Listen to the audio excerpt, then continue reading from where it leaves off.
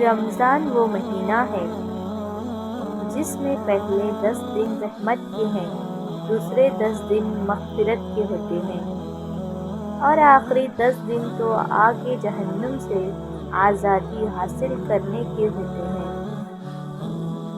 کتنی جلدی یہ رمضان گزر جاتا ہے، پیاس لگتی نہیں، افطار گزر جاتا ہے۔ ہم گنہگاروں کی مغفرت کر میرے اللہ، عبادت ہوتی نہیں، رمضان گزر جاتا ہے۔ روزے کا مقصد سحری و افطاری فکر و اہتمام کے بجائے قلب و نفس کے پاکیزگی کا اہتمام اور فکر ہے۔ روزہ رکھنا کھانا پینا چھوڑ کر وزن کم کرنے کا نام نہیں، بلکہ گناہ چھوڑ کر اپنے غرور کو ختم کرنے کا نام ہے۔ یا اللہ، اس رمضان میں ہمارے ان تمام گناہوں کو معاف فرما دے جو ہم نے جان بوجھ کر کیے ہیں اور وہ بھی جو ہم نے انجانے میں کیے۔ آمین یا رب العالمین۔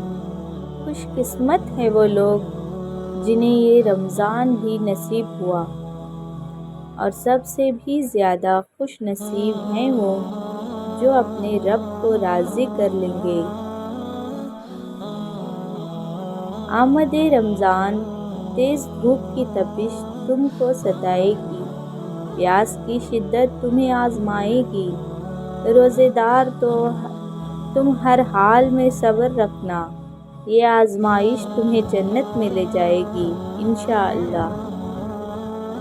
روزہ سخت نہیں ہے، ہمارا ایمان کمزور ہے۔ بے زبان کو جب وہ زبان دیتا ہے، پڑھنے کو پھر وہ قرآن دیتا ہے۔ بخشنے پہ آئے جب امت کے گناہوں کو، تحفے میں گنہگاروں کو رمضان دیتا ہے۔ نماز حج اور روزے وغیرہ سے افضل کیوں ہے؟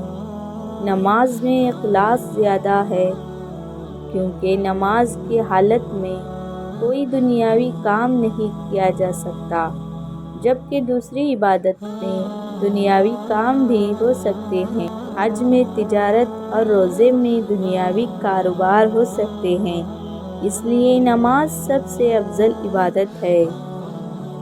سبحان اللہ۔